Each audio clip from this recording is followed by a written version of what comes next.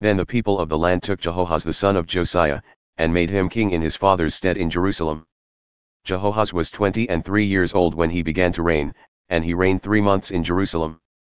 And the king of Egypt deposed him at Jerusalem, and levied upon the land 100 talents of silver and a talent of gold.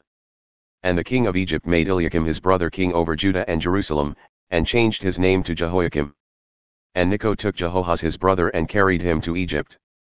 Jehoiakim was 25 years old when he began to reign, and he reigned 11 years in Jerusalem, and he did that which was evil in the sight of the Lord his God. Against him came up Nebuchadnezzar, king of Babylon, and bound him in fetters to carry him to Babylon. Nebuchadnezzar also carried part of the vessels of the house of the Lord to Babylon, and put them in his temple at Babylon. Now the rest of the acts of Jehoiakim and his abominations which he did, and that which was found in him, behold, they are written in the book of the kings of Israel and Judah, and Jehoiakim his son reigned in his stead. Jehoiakim was 8 years old when he began to reign, and he reigned 3 months and 10 days in Jerusalem, and he did that which was evil in the sight of the Lord.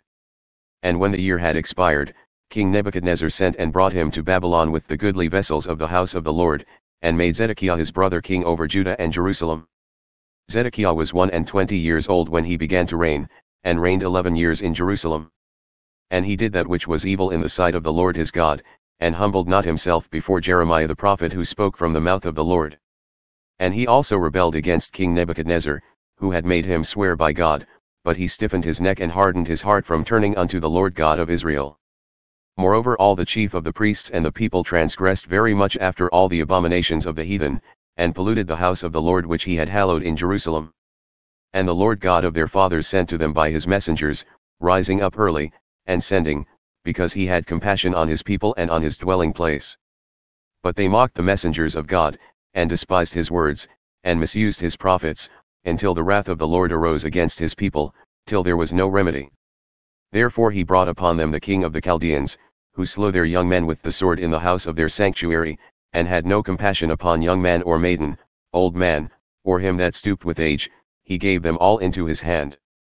And all the vessels of the house of God, great and small, and the treasures of the house of the Lord and the treasures of the king and of his princes, all these he brought to Babylon. And they burned the house of God, and broke down the wall of Jerusalem, and burned all the palaces thereof with fire and destroyed all the goodly vessels thereof. And those who had escaped from the sword carried he away to Babylon where they were servants to him and his sons until the reign of the kingdom of Persia. To fulfill the word of the Lord by the mouth of Jeremiah, until the land had enjoyed her Sabbaths, for as long as she lay desolate she kept Sabbath, to fulfill 60 years.